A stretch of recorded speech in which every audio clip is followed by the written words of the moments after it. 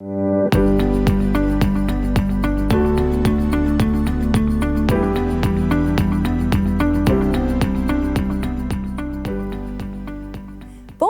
bienvenue à In Studio. C'est un plaisir de vous retrouver.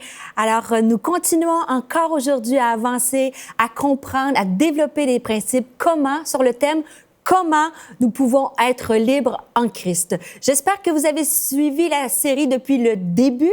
Si vous ne l'avez pas fait, je vous encourage à prendre les premières émissions. Je sens vraiment que Dieu a agi dans le cœur des gens qui ont écouté l'émission, les témoignages aussi. Alors, on s'attend à de grandes choses de la part de Dieu. Et aujourd'hui, nous allons parler de comment être libre de nos doutes. Avez-vous déjà douté de Dieu, douté de certaines personnes? Si on est honnête, si on réfléchit un peu, je pense qu'on a tous eu déjà des doutes dans nos vies. Et ce que j'aimerais aujourd'hui, c'est qu'on puisse retrouver, faire comme les disciples, qu'on dise au Seigneur, « Seigneur, augmente ma foi. » Peut-être que je suis à une croisée des chemins. Peut-être que je suis face à un Jourdain, à une mer rouge et je doute. Mais Seigneur, je voudrais qu'aujourd'hui, tu augmentes ma foi. Et le thème clé je crois, que je voudrais développer et que je crois qui est le thème le verset qui peut vous dissiper de vos doutes, c'est un verset qu'on connaît beaucoup et qu'on peut répéter de façon répétitive. Mais ce qui est important, c'est de comprendre et de l'appliquer dans sa vie. Et peut-être, je vous encourage à le mettre sur votre frigo, de le mettre dans votre chambre et mettez ce verset-là et mémorisez-le et croyez que Dieu a une destinée particulière pour vous. Et ce verset, comme je vous disais qu'il est bien connu, c'est dans Jérémie au chapitre 29 au verset 11, il est écrit « Car je connais les projets que j'ai formés sur vous, dit l'Éternel, projets de paix et non de malheur, afin de vous donner un avenir et de l'espérance. » Et par rapport aux difficultés, lorsque nous sommes face à des difficultés, à des situations qui engendrent en nous le doute, répète, écris, mémorise, révise et dit non, Dieu a des projets de paix. La Bible nous encourage à regarder à l'invisible et pas toujours à regarder à ce que nous voyons avec nos yeux. Et C.S. Lewis a dit « Les difficultés préparent des gens ordinaires pour une destinée extraordinaire. » Si vous êtes comme moi, je me situe dans la catégorie des gens ordinaires, mais je crois qu'à travers ces difficultés-là, et nous en traversons tous, des situations qui génèrent en nous des doutes, à travers ça, je crois que Dieu a des projets, je choisis de croire que Dieu a des projets de paix et non de malheur. Et comme on a vu avec Joseph, comme on a vu dans la vie de Paul dans les émissions précédentes, Dieu va nous emmener dans une destinée extraordinaire. William Bryan a dit « Ta destinée n'est pas une question de chance, mais une question de choix. Ce n'est pas une chose à attendre, mais une chose que tu dois accomplir. » Et c'est ce que nous allons développer aujourd'hui. Comment nous pouvons marcher dans notre destinée malgré les doutes que nous avons dans nos vies. Charles Swindoll a dit « La vie est 10% de ce qui t'arrive et 90% de comment tu réagis face à ce qui arrive. » Alors, comment nous pouvons bien réagir? Comment nous pouvons engendrer une destinée de foi en chassant les doutes? Deux clés que je vais partager. Premièrement, pour être libre de nos doutes, il faut changer notre vision. Il faut qu'on change nos lunettes. Des fois, on a des lunettes noires. Je vous dis pas de mettre des lunettes roses parce que la vie n'est pas rose, mais de mettre des lunettes qui nous donnent la réalité. Changer notre vision. Le deuxième point que nous allons aborder aujourd'hui, c'est embrasser notre saison. Le thème principal de cette émission que je vais développer se trouve dans le livre de Genèse, au chapitre 12, au verset 1 à 4. Et lorsqu'on parle de doute, bien sûr, on va parler pour un antidote contre le doute, bien sûr, comme je l'ai dit, c'est la foi. La foi, comment on change nos doutes? C'est lorsqu'on demande à Dieu d'augmenter notre foi.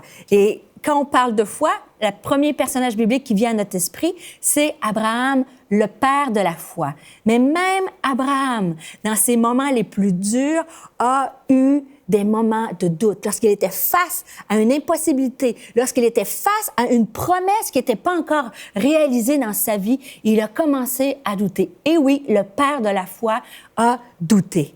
On va regarder le récit ensemble. J'ai dit Genèse chapitre 12, versets 1 à 4. L'Éternel dit à Abraham, « Va-t'en de ton pays, de ta patrie et de la maison de ton père, dans le pays que je te montrerai. Je ferai de toi une grande nation et je te bénirai. » Amen. Qui voudrait être comme Abraham? Pour l'instant, aucun doute, Dieu lui donne la promesse, « Je vais te bénir. Je rendrai ton nom grand. » Merci, Seigneur. Moi aussi, je veux ça. Et tu seras une source de bénédiction. Je bénirai ceux qui te béniront et je maudirai ceux qui te maudiront et toutes les familles de la terre seront bénies en toi. Abraham partit comme l'Éternel le lui avait dit et Lot partit avec lui. Abraham était âgé de 75 ans lorsqu'il sortit de Charan. Et lorsque vous regardez la suite du texte, pour l'instant, tout va bien. Dieu lui parle, Dieu lui donne ses promesses et Abraham marche dans sa destinée. Mais la suite du texte, c'est fascinant.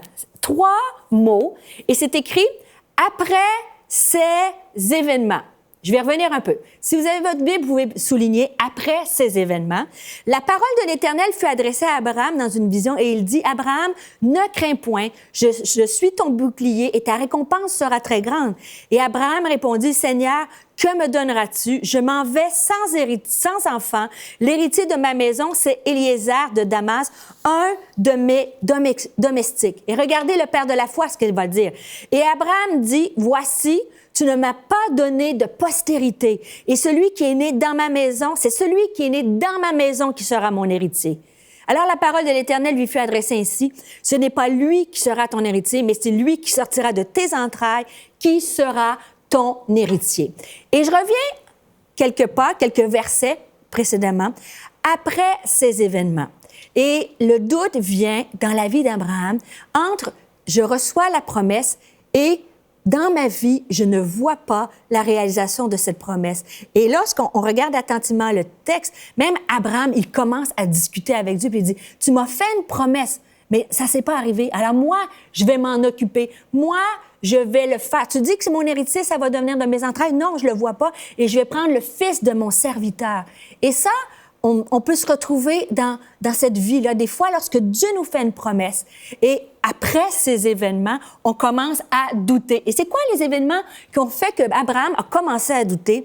Abraham, à travers le temps, quand Dieu lui fait la promesse, par la suite, il y a une famine il doit quitter l'endroit avec toute sa famille. Il doit partir et s'en aller en Égypte. Et c'est un peu comme ça. On parle d'une famine physique aussi. Mais ce qui emmène des fois le doute dans nos vies, lorsqu'on ne voit pas la promesse, c'est lorsque nous sommes dans une famine spirituelle, lorsqu'on ne sent plus Dieu nous parler, lorsqu'on lit parfois les Écritures et il nous semble que la parole ne prend pas place, qu'on prie, on semble que nos prières ne va pas plus haut que le plafond. Je crois que vous, comme moi, ça nous est tous arrivé, d'arriver après ces événements, j'ai une promesse, qu'est-ce qui se passe, Seigneur, je la vois pas, et les doutes commencent à venir. Le deuxième, après ces événements, c'est qu'il y a une chicane importante entre les bergers d'Abraham et les bergers de Lot, et en fait, Lot, qui est le neveu d'Abraham, qui est plus jeune, qui devrait donner respect à Abraham, mais Lot, Abraham va lui dire, choisis les terres, où veux-tu aller,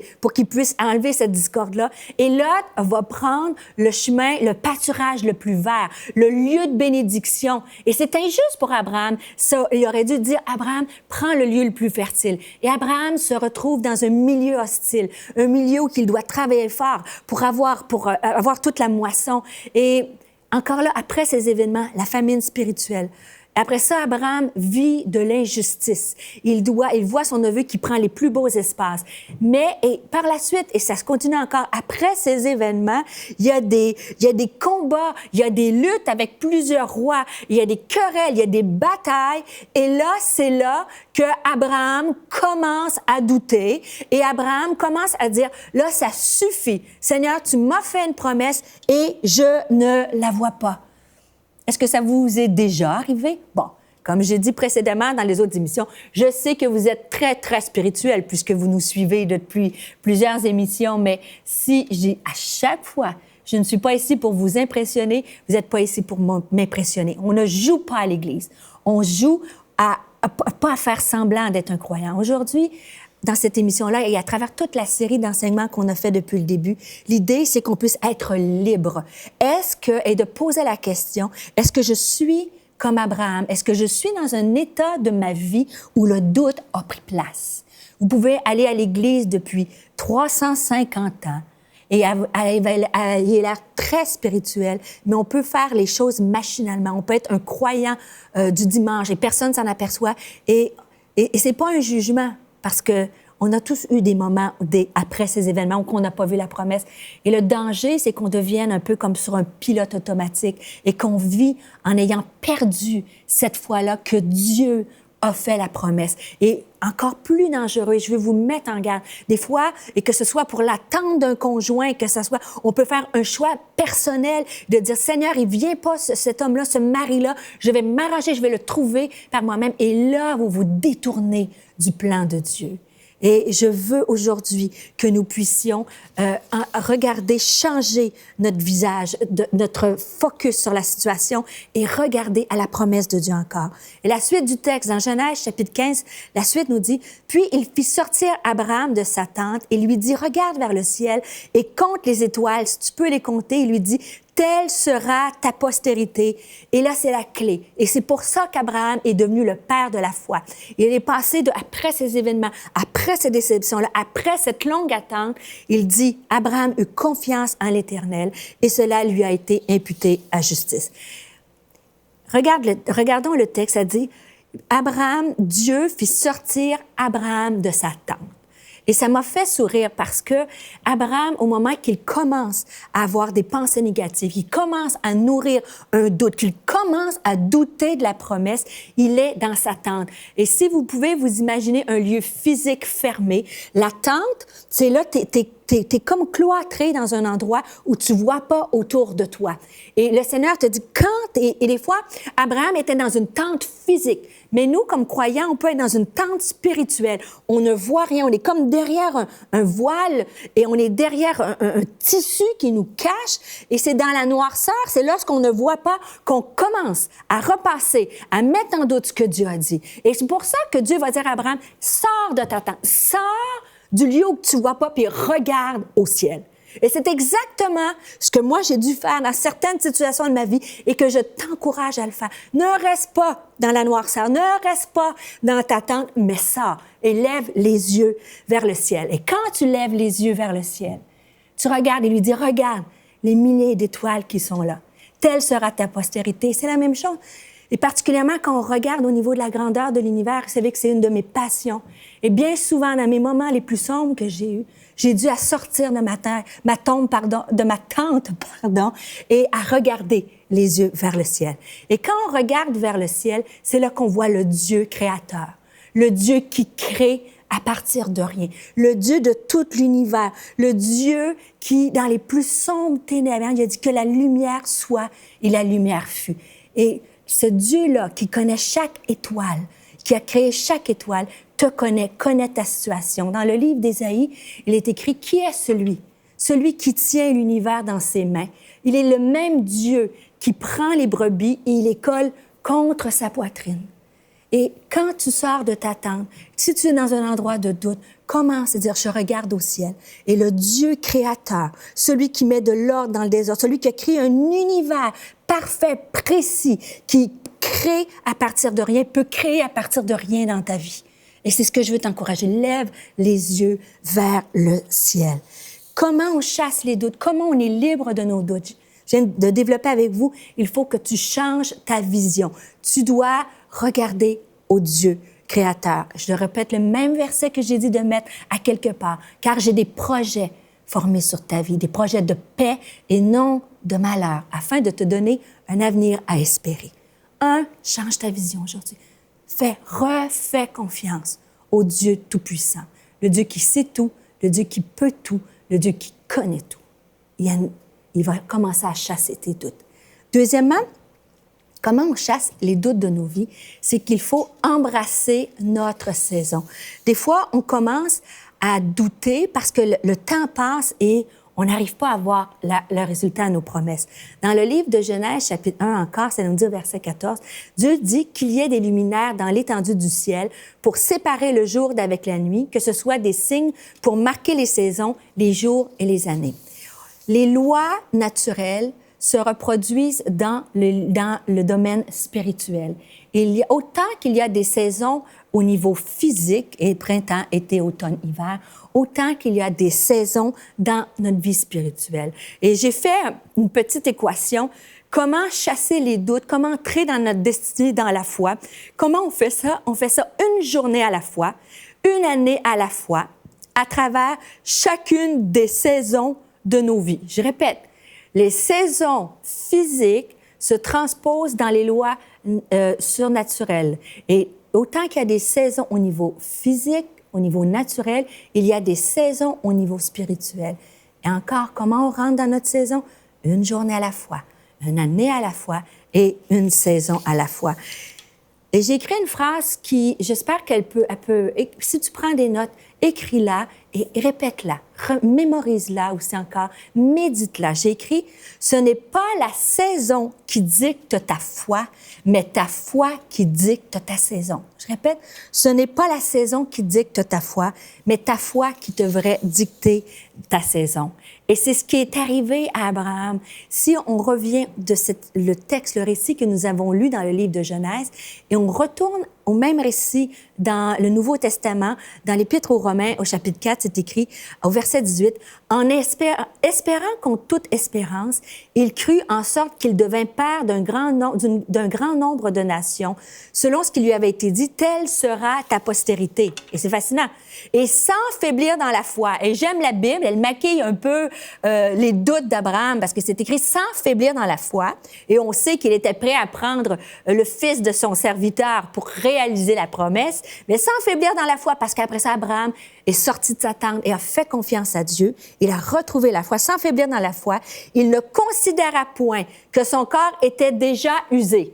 Et si on ne s'apprend pas un grand professeur d'anatomie, on sait qu'Abraham a eu des enfants à l'âge de 100 ans, et on est d'accord que c'était pas, à cet âge-là, lui et Sarah n'étaient pas dans une saison très fertile pour avoir des enfants. Si on regarde juste au niveau physique, Abraham et Sarah étaient loin d'être dans une saison de leur vie pour avoir des enfants.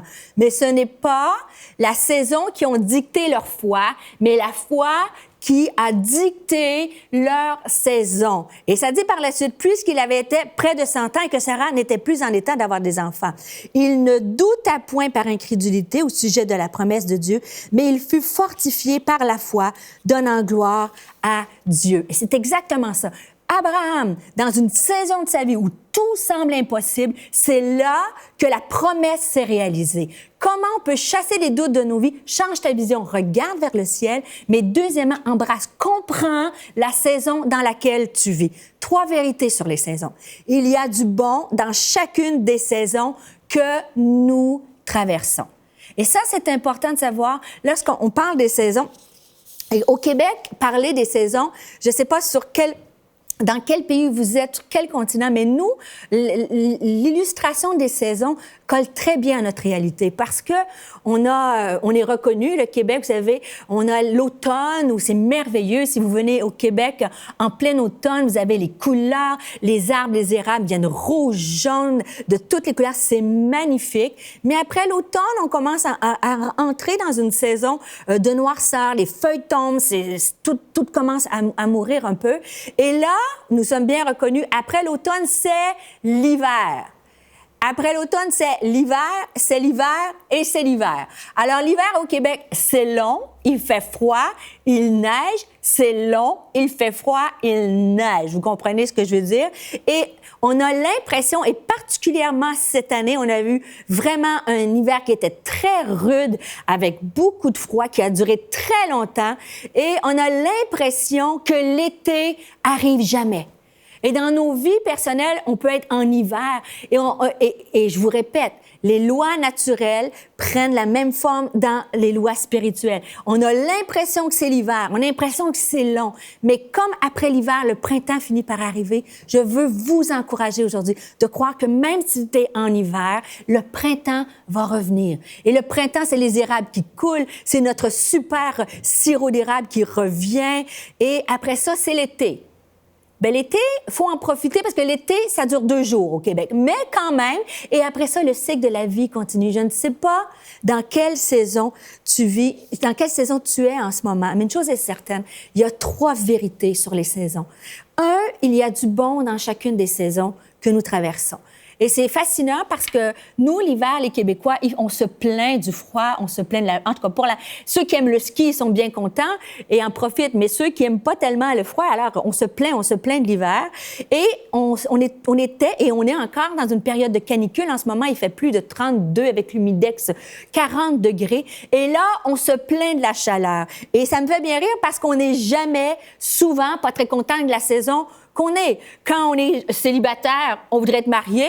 Et quand on est marié, bon, parfois, certains voudraient être célibataires. Vous comprenez un peu l'idée. Quand on n'a pas d'enfants, on veut des enfants. Et des fois, quand on a des enfants, on veut plus d'enfants.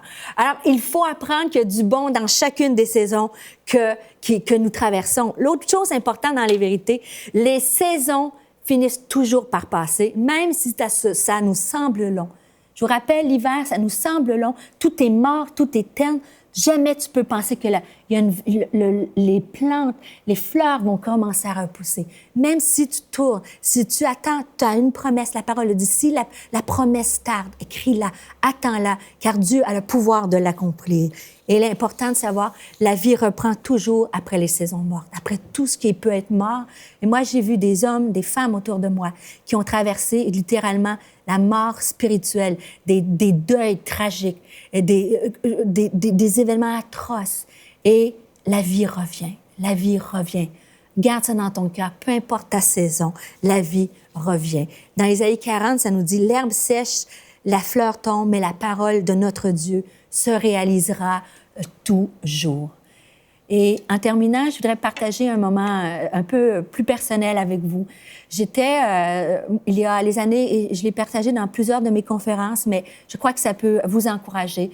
Les années 2015-2016 ont été, et un début 2017, assez difficiles pour moi et mon mari. On a vécu des difficultés à de certains aspects dans notre famille, pas dans notre couple, mais dans notre famille. Et à travers cette saison-là, c'était une saison d'hiver pour moi, particulièrement mon mari, mais pour moi. Et j'ai continué à porter la parole et je suis honnête avec vous. Il y a des moments où j'étais en hiver et je me dis, Seigneur, est-ce que la vie va revenir? Et je devais trouver la foi, chasser les doutes pour prêcher avec conviction. Et j'ai eu le privilège d'apporter la parole à l'île de la Réunion. Et j'étais touchée parce qu'il y avait beaucoup de jeunes et les jeunes se sont avancés à l'appel et j'ai prié pour ces jeunes adultes-là, ces adolescents-là. Puis je me disais dans mon cœur, mais moi, Seigneur, ma maison, ma maison. Et à ce moment-là, le pasteur est arrivé. Et puis, il a prié pour moi. Et je vais le faire tout à l'heure, je vais prier pour vous. Il a prié pour moi. Puis, il m'a dit, tu sais, Stéphanie, cette saison tire à sa fin. Cette saison tire à sa fin. Et quand j'ai repris l'avion, le vol était très long de l'île de la Réunion jusqu'à Montréal, j'ai choisi de croire que d'embrasser ma saison. Ça, c'est ma saison, mais l'été va revenir. Et quand je suis arrivée à Montréal, dans mon bureau, j'ai tapé sur mon ordinateur, j'ai fait une feuille et j'ai mis dans mon bureau je sais que ceux de Longueuil, les gens qui prennent des rendez-vous avec moi ont vu ce cadre-là. Et j'ai marqué « Cette saison tire à sa fin ». Et je l'ai prié, et je l'ai cru, et je l'ai proclamé, et je l'ai déclaré. Cette saison tire à sa fin. Je crois, je choisis de regarder au Dieu Tout-Puissant. Je ne regarde pas à ma saison, je regarde à lui. C'est ma foi qui dicte ma saison. Et je dois vous avouer que depuis presque fin 2017-2018, je vois la réalisation des promesses et dans ma vie, dans ma famille, dans ma maison. Et je remercie Dieu. Mon cœur est rempli d'actions de grâce. Et vous savez, j'ai pris cette feuille-là et je l'ai déchirée.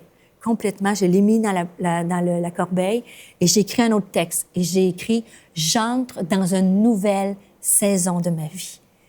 Et je t'encourage, je vous encourage à croire qu'il y a une nouvelle saison. Et c'est exactement ce qui s'est passé. Dieu me donne une liberté avec des projets.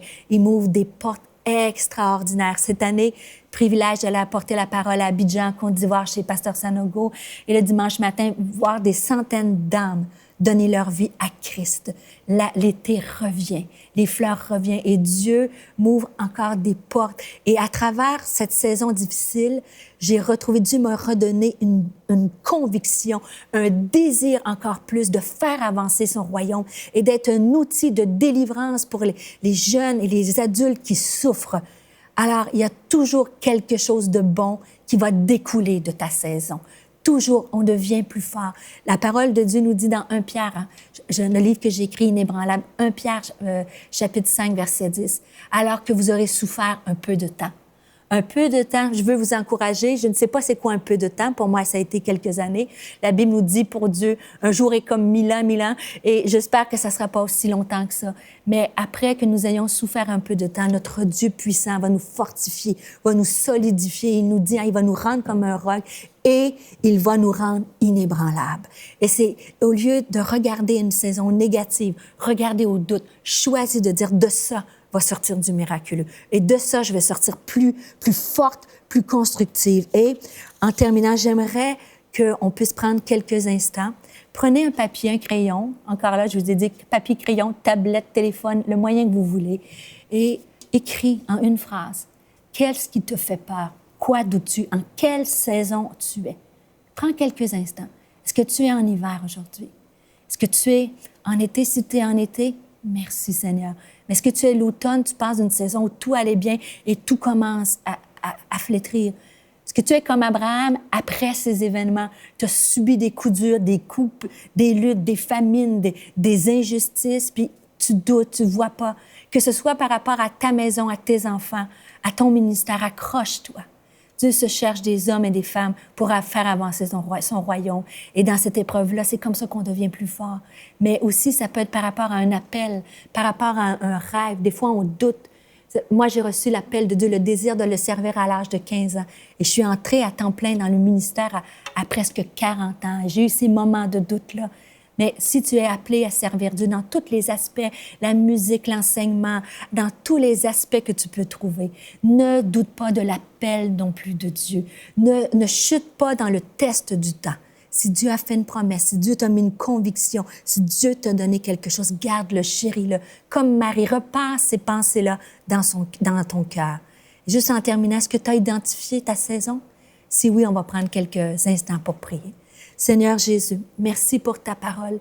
Merci pour Abraham, cet homme, ce père de la foi, qui, dans son humanité, sa vulnérabilité, nous voyons que lui-même, après certains événements, avec le temps, il a commencé à douter et presque tomber dans le piège de se dévier de ton plan et de faire les choses par lui-même. Je prie pour chacune d'entre nous. Si nous sommes en hiver, si nous sommes l'automne, s'il y a des moments difficiles, que ce soit dans notre famille, dans la vie de nos enfants, dans la maladie, dans l'appel de Dieu, et je lutte pour des gens qui sont prêts à abandonner l'appel de Dieu. Je lutte, je me tiens à la brèche, que de cette émission, des gens, des hommes, des femmes qui doutent, que tu les appelles, tu viennes remettre la foi. Seigneur, ouvre des portes de possibilités. Je te prie pour un peuple d'hommes et de femmes fortifiés, enracinés, inébranlables, qui ont été formés, musclés à travers les événements difficiles et que tu nous envoies pour faire avancer ton royaume. C'est dans le précieux nom de Jésus que je te prie.